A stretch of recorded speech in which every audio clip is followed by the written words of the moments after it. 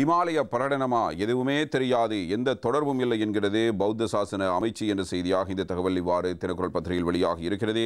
உலகத் தமிழர் பேரவையும் பௌத்த மதகுருமார்களும் இணைந்து தயாரித்துள்ள பன்மைத்துவ தன்மையை வலியுறுத்தும் இமாலய பிரகடனம் குறித்து தங்களுக்கு எதுவும் தெரியாது என்று புத்த சாசன அமைச்சு தெரிவித்திருக்கிறது. அதே நேரத்தில் கடந்த வாரம் பன்முகத்தன்மையை முன்னிலைப்படுத்தும் இமாலய பிரகடனத்தை உலகத் தமிழர் பேரவையின் பிரதிநிதிகளும் பௌத்த மதகுருமாரும் ஜனாதிபதியிடம் இவ்வாறு கையளித்திருக்கிறார்கள் என்ற நிலையிலேயே இது தொடர்பில் புத்த சாசன அமைச்சு ஒரு கருத்தினை வெளிப்படுத்தி இருக்கிறது. எனவே தமிழ் தேசிய கூட்டமைப்புக்கு எதிரான கருத்துக்களை கஜேந்திரகுமார் பொன்னம்பலம் அவர்கள் தெரிவித்திருக்கிற நிலையில் பாராளுமன்ற உறுப்பினர் சுமந்திரன் அவர்கள் இது பற்றி என்ன நிலைப்பாட்டில் இருக்கிறார் என்பதை பற்றி நாங்கள் பார்க்கலாம். இமயமலை பிரகடனத்துக்கும் எமக்கும் எந்தவிதமான தொடர்பும் இல்லை என்பதுதான் அவர் தெரிவிக்கிற கருத்தாக அமைகிறது. இமயமலை பிரகடனத்துக்கும் ஜனாதிபதிக்கும் இடையிலோ அல்லது அப்பிரகடனத்துக்கும் தமக்கும் இடையிலோ எந்தவித தொடர்பும் இல்லை என்று இலங்கை தமிழரசு கட்சியின் பேச்சாளர் பாராளுமன்ற உறுப்பினருமான எம்.ஏ. சுமந்திரன் இவ்வாறு கூறியிருக்கிறார். ஒவ்வொரு தனிநபரும் சமாதானமாகவும் கௌரவத்துடனும் நம்பிக்கையுடனும் எவ்வித பயமும் சந்தேகப்படுத்தலுமின்றி சமமான உரிமைகளை அனுபவித்து வாழக்கூடிய ஒரு இலங்கை உருவாக்கப்பட வேண்டும் என்ற துணைப்பொருளை மையப்படுத்தி இமயமலை பிரகடனம் உலகத் தமிழர் பேரவையின் ஊடக பேச்சாளர் சுரேந்திரனால் ஜனாதிபதி ரணில் விக்ரமசிங்கிடம் கடந்த வாரம் கையளிக்கப்பட்டிருக்கிறது.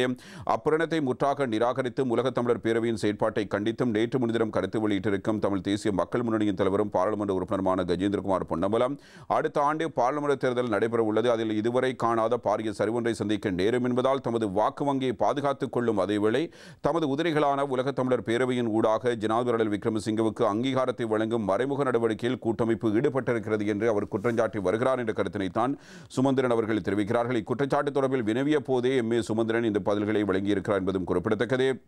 இந்த பிரகடனத்துக்கும் ஜனாதிபதி ரணில் விக்ரமசிங்கவுக்கும் எந்தவித தொடர்பும் இல்லை, அதேபோல் இதில் எமக்கும் எந்த ஒரு தொடர்பும் இல்லை. உலகத் தமிழர் பேரவையும் புத்த பிக்குகளும் இணைந்து நடத்திய பேச்சுவார்த்தைகளின் நீட்சியாக அதனை அடிப்படையாக கொண்டு தயாரிக்கப்பட்டதோ செயற்திட்டமே இந்த பிரகடனம். இதில் அதிகார பகிர்வு மற்றும் பொறுப்புக்குரல் ஆகிய விடயங்கள் மிக முக்கியமாக வலியுறுத்தப்பட்டிருக்கின்றன.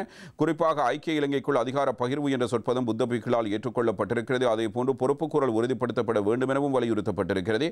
இது பற்றி மகாநாயக்க தேரர்களுடன் கலந்துரையாடப்பட்டிருப்பதோடு அவர்களும் இதற்கு இணக்கம் தெரிவித்திருக்கிறார்கள். எனவே அடுத்த கட்டமாக இப்பிரகடனம் எவ்வாறு நடைமுறைப்படுத்தும் என்பதிலேயே அதன் செயற்திறன் தங்கியிருக்கிறது.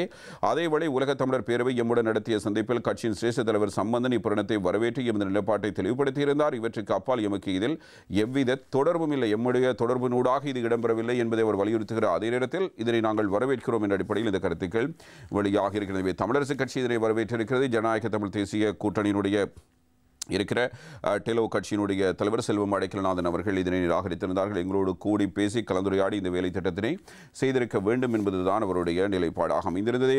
இதனத்தில் மற்றும் ஒரு தகவலையும் நாங்கள் அவதானிக்கலாம். உயர்தர பரீட்சார்த்திகளுக்கான அனுமதி அட்டைகள் விரைவில் என்ற ஒரு செய்தியை தமிழன் பத்திரிகையில் தரப்படுகிறது. கல்வி பொதுத்தராதர உயர்தர பரீட்சைக்கு தோற்றவுள்ள பரீட்சார்த்திகளுக்கான அனுமதி அட்டைகள் பாடசாலை அதிபருக்கு அனுப்பி வைக்கப்படும் என்று பரீட்சைகள் திணைக்களம் கூறுகிறது. விசேட அறிவிப்பு ஒன்றை வெளியிட்டு பரீட்சைகள் திணைக்களம் இதனை குறிப்பிட்டிருக்கிறது என்ற செய்தி இவ்வாறு இதேவேளை தனியார் பரீட்சார்த்திகளுக்கான அனுமதி அட்டைகளும் தபால் மூலம் விரைவில் அனுப்பி வைக்கப்படும் என்ற தகவலாகவும் இதனை நாங்கள் அவதானிக்கலாம்.